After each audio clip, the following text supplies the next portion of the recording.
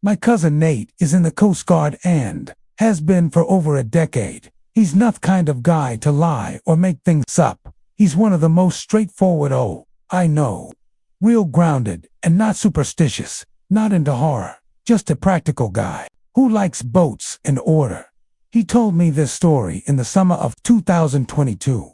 I asked him to repeat it more thanance because of how messed up it was, and every time the details stayed these. This happened back in 2017 when he was assigned to a lighthouse off the coast of Maine on a 2-maintenance rotation. The place was called Mountainous Rock, and it's way out there.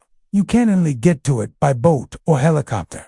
It's nothing more than a jagged, rocky land with a single lighthouse and an auxiliary building that stores fuel and maintenance equipment. There is no power grid, no plumbing, and barely any signal. The lighthouse itself is automated, but it still requires occasional manual upkeep, which is why its Coast Guard sends people out to it every year or so. Usually, it's a solo assignment, but there had been strange electrical failures the year before.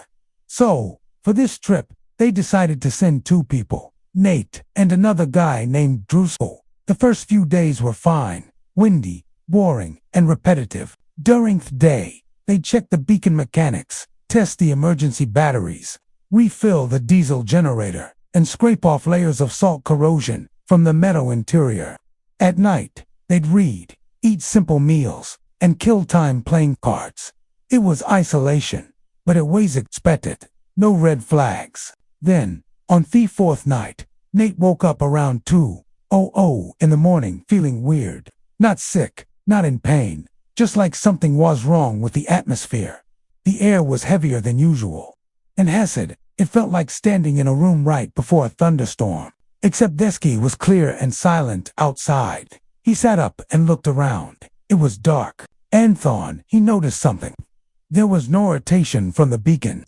The lighthouse was supposed to send out a sweeping light beam every few seconds, even during maintenance. It was a huge deal if the light failed. He got up and shook Russell awake, and the 2 of them mattered their way up the narrow spiral staircase to the top of the tower to see what was going on. When they got up there, they found the gears that rotated the beacon were still moving, but the actual light itself wasn't turning.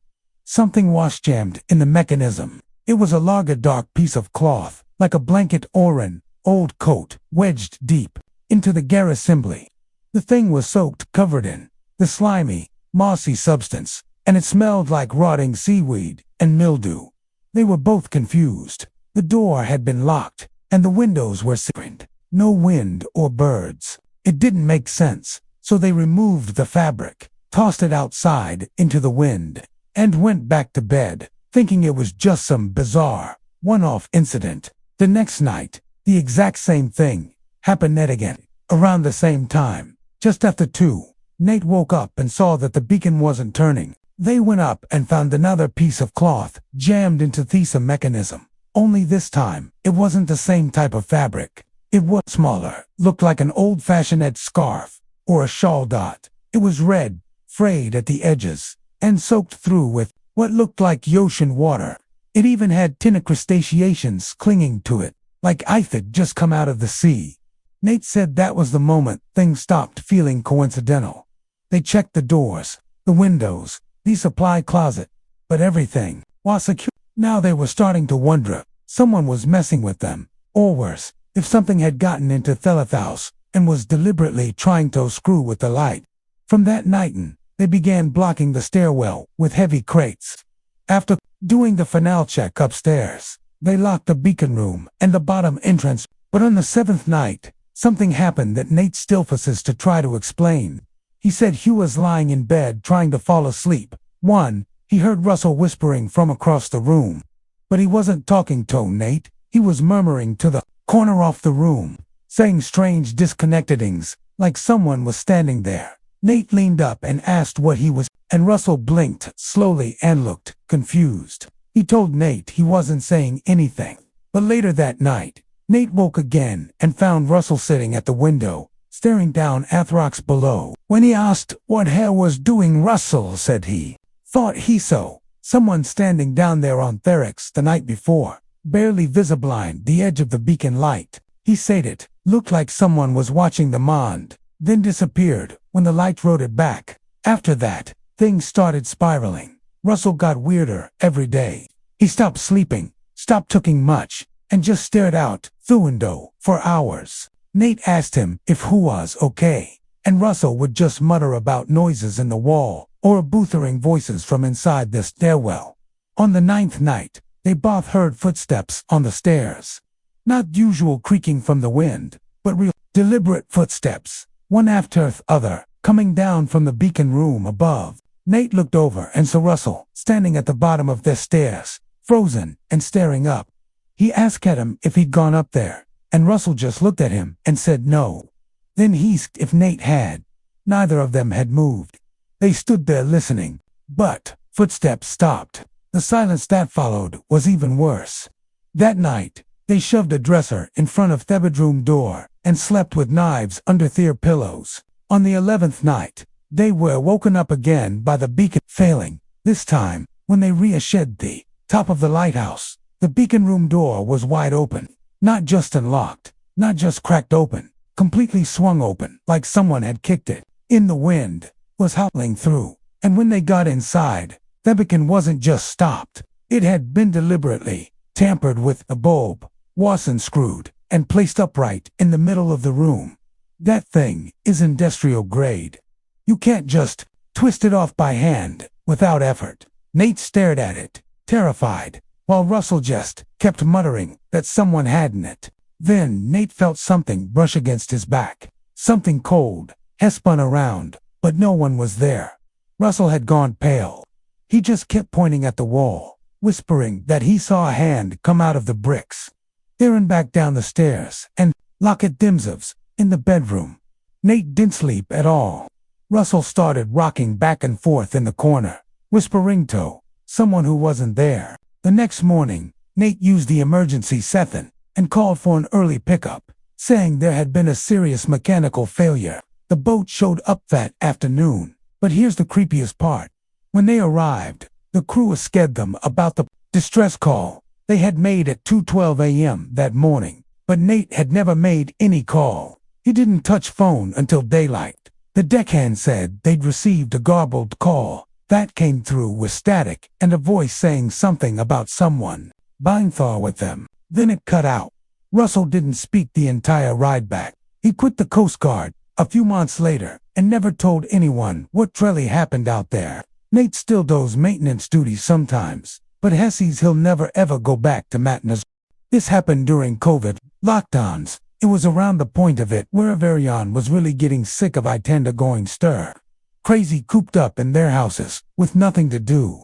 I was single at the time and was swiping on Tinder and just deeming people while watching movies and shows, because really, what else was there to do on a weeknight during lockdown? I struck up a conversation with some girl I'd been following on Instagram for years. Her name was Sophia. She goes by Sofa Welliff in Suffolk County, Long Island, New York. About 20 minutes to half an hour from the Hamptons and like an hour from Montauk. We were bored one night and agreed to hang out. She lives like 5 minutes from me, conveniently, so I picked her up. We went for a drive to Enderby Park that was closed, and we just drank White Claws there. I immediately delegate the vibe. She was a little bellious, but like in a cool way. She was down to hop fences and trespass ando, things like that. There was a mutual connection very quickly, and within less than an hour, she came up with the idea of driving out to Montauk and walking the cliff walk around the lighthouse. Technically,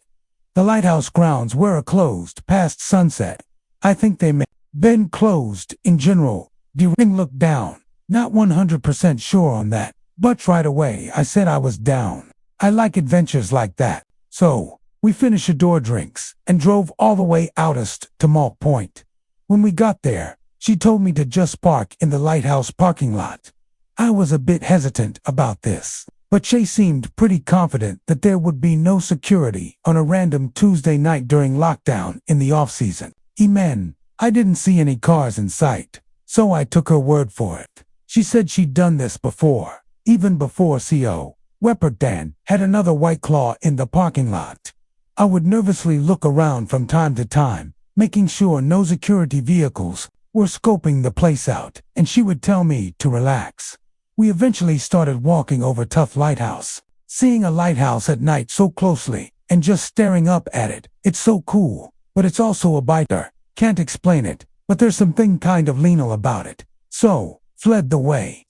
I guess it was a bit out of the way of the actual entrance. Just so we wouldn't be walking directly into light and potentially exposing gorsels. This was my first time ever at the Montauk Lighthouse. She led us straight to the cliffside behind the Lighthouse that had a bunch of rocks forming a trail of sorts called Decliff Walk. We were navigating solely with our flashlights. Maybe there were supposed to be lights on down there, but that night, mostly everything was off besides a few lights by the front entrance, and of course the lighthouse light itself. As we started making our way around the cliff walk, being mindful of our steps, eventually, Soph, who was walking behind me now, said my name. It turned to her, and she was pointing her light behind her, exposing Seguin behind us, also on the rocks. With both of us shining our lights over, it was easier to make him out.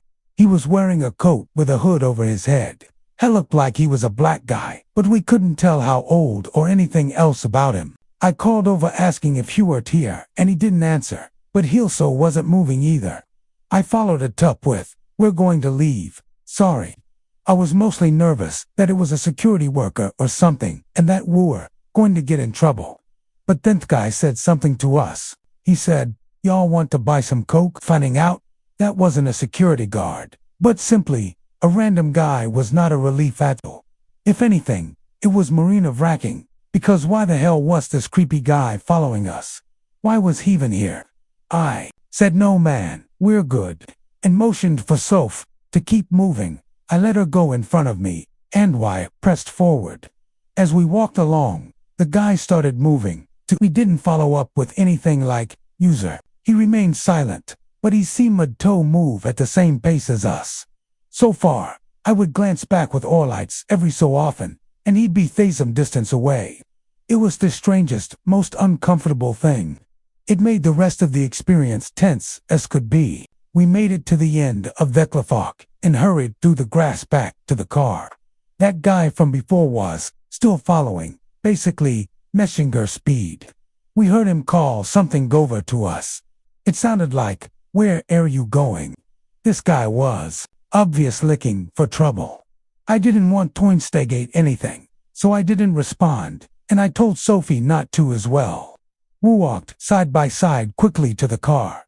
And that's when we noticed two more guys walking over from behind us as well. I didn't want to run because that would definitely lead to them chasing us. Bouton of the other guys called something Gova to us as well. I didn't hear what Teat was. We got to the car and hurried inside, and Soph and I screamed when we both realized the three guys were right on top of the car now. I locked the car immediately. I swear only seconds before, one of them tried opening different doors. I put the car in reverse.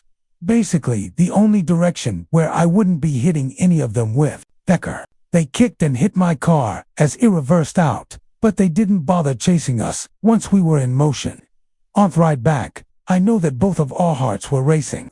And after the adrenaline wore off, we were both quiet. We called it a night. After I dropped her off, we ended up hanging out many times after that, and we're still in touch today. But honestly, that night still unsettles me. It was too close for comfort to something bad happening. My friends think it was a gang. Crips maybe. Whatever it was, I have no interest going back out there at night. My name is Gregory. This was a story my old friend Ian has told me many times that happened to him many moons ago. I asked him to give me a detailed version in writing recently that he gave me permission to share online because he always found it so unsettling. Ian was one of those guys you only had to meet once to know he was the real deal. 50-some, solid build, weather-road skin from decades working in salt air. He worked in marine salvage and coastal infrastructure. Basically, when something broke near the water, Ian wasn't of the people you'd call to go fix it. But he wasn't just a contractor. He'd been a diver, a ship technician, even spent time doing remote inspections for the government. The guy had seen about everything. So, when he told him this story, I didn't doubt it. Not for a second. He said it happened back in 2013 when he got hired by a small county up in Washington state to do a structural inspection of an older commissioned lighthouse. The county had inherited the property years earlier and didn't know what to do with it. Developers wanted to tear it down. Historians wanted to preserve it, and no one wanted to pay for it either. So Ian's job was simple. Go there alone, assess the place inside and out, and figure out whether it was even safe tourist.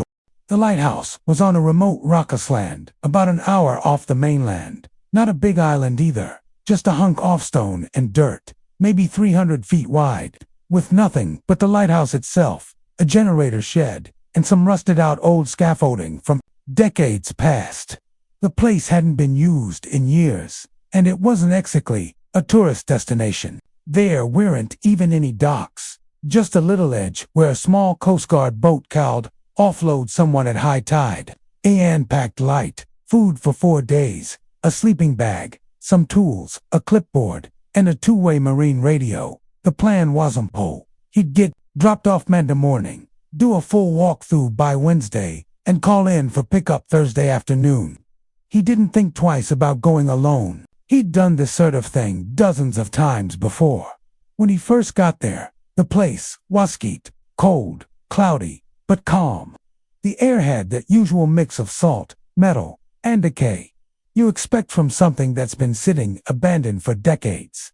The lighthouse itself was tall, maybe 50 feet, built in the early 1900s. It had the classic spiral staircase inside, which led up to the beacon room. That glass lens hadn't worked in decades, but the structure itself was. Ian did his usual safety checks, support beams, stair integrity, window fittings. The floorboards on the lower level were warped but walkable.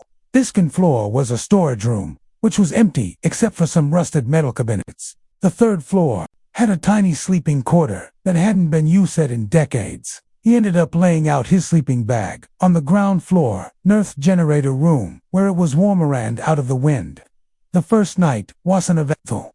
It was quiet, like too quiet. Ian said, "You don't notice how noisy the world usually is until it's." There were no birds, no insects, not even the sound of waves slapping against the rocks outside. Just wind, and even that was soft. On the second day, the fog rolled in thick. Ian woke up to a completely white world outside. You couldn't see more than 5 feet beyond this window. He said it wasn't like any fog he'd seen before. It was so dense, it looked solid, like a wall. But he didn't think much of it. That area got heavy fog often. He spent most of the day taking notes on the upper stairwell. That's when he noticed the first window halfway up the staircase to the beacon room. There was a maintenance oculus seat built into the wall. He tried tooping it on day one, but the hinges were so corroded it wouldn't budge. But now it was open a crack. Not much, maybe an inch, but enough that you could tell it had been moved. He figured the moisture in the air had caused it to shift. Bub didn't like it. The inside of Theclaset was pitch black, and when he pushed the door wider, he saw something sitting in the back corner, a wood, maybe the size of a lunchbox, and it was covered in a kind of damp moss, like it had been underwater recently. Hadn't opened it. He just shut the door again and made a note to report it. That night, something woke him up. He said it wasn't a sound exactly, but more so the absence of sound, like everything had stopped. And then he heard footsteps on metal stairs above him. At first he thought an animal got inside, but then he realized they weren't descending. The steps were going upward. Whatever was in the tower was climbing. He turned on his flashlight and stared at the stairwell entrance, waiting, but nothing happened. Eventually, the sound stopped and the silence returned. The next day, he searched the whole place, top to bottom. He checked every room and every closet. He even climbed onto the roof, but there was nothing. No animals or anything out of the ordinary, except that box. It was sitting outside the closet, halfway into the stairwell, still covered in moss. He said he stood there for a long time, staring at it, trying to decide what to do. Eventually, he picked it up. It was heavier than he expected. Fluid was bloated with moisture, but Bella didn't open. It was nailed shut. Hadn't want to mess with it too much. so left it at the base of the stairs and went outside for air. That's when he noticed something else. There were footprints in the dirt around the Lighthouse. Bare footprints, not boots or shoes, but bare wet feet leading from the north side of the building toward the cliff edge and then stopping. The footprints didn't circle back. They were just 10 or 12 barefoot impressions in the mud that ended at a sheer drop into the sea. He said he stood there for a long time trying to rationalize it. Maybe someone had come ashore, but the only boat scheduled was his return ride, and that wasn't for another day. He considered using the radio to call for an early pickup, but the fog was so thick that by then they probably won't even be able to navigate back. He went inside and locked every door and hatch, and then he wedged the stairwell shut with an iron pipe, and he tried toe sleep. That night was worse. Around 1:30 a.m., he heard the door to the upper beacon room slam shut violently. He sat at the force, shook dust loose from the ceiling. Then came the knocking. 3 slow knocks on the inside wall of the tower, not the front door or window but wall itself. Like someone standing just inches behind the plaster, tapping their knuckles against the brick. Eilean didn't move. He lay there, frozen until sound stopped. When the sun came up, he checked everything again. The box was gone, and the closet door was fully open. At this point, it was abundantly clear wasn't alone there. So Eilean used the radio and called for immediate extraction. The fog was still heavy, but he told them it was a medical issue. They tried to get a boat there within a few hours. He packed everything and waited by the landing ledge. The fog didn't clear. In fact, it apparently got thicker. He sat there for nearly 7 hours, unable to see anything more than a few feet in front of him. The sun was going down, and the air had gotten cold. He heard someone walking behind him, in the gravel, near the base of the Lighthouse. But when he turned around, there was no one there, or he simply just couldn't see who it was. Through the fog, he ran to the edge of the cliff and stayed there until he heard the boathorn in the distance. They pulled him out just after dark. The deckhand who hoped him on board asked why he looked it like he'd seen a ghost. Eilean told him thought the lighthouse was unsafe and so be sealed off. He filed a brief report back at the office. He said the structure was compromised and not fit for entry, but he never mentioned the footsteps or the box. He told me hadn't because he genuinely considered the possibility that he simply was losing his mind in isolation. This was around the end of what Eilean sent me in writing. Eilean never went back to that Lighthouse. He wrapped up his remaining projects that year and quietly fizzed himself out of fieldwork. Within a year, he stopped taking trucks altogether, said he wanted to focus on land from then on. When I asked if it was because of the lighthouse, he just shrugged and said he'd seen enough out there. I pressed him once, about what he really thought happened on that island. He looked Medied in the eye and said something that kind of stuck with me ever since. He said, some places are meant to be left alone. They just need time and silence. That was all he'd say. I tried to look into the lighthouse myself a while back, but I couldn't find much. The coordinates he'd scribbled in his notes didn't point to any listed structure. The only records mention a decommissionator somewhere off the coast, but no official name and no accessible history. It's like he was never really there in the first place. And that's the part that unsettles me most. Not what Eilean said, but what nobody else ever did.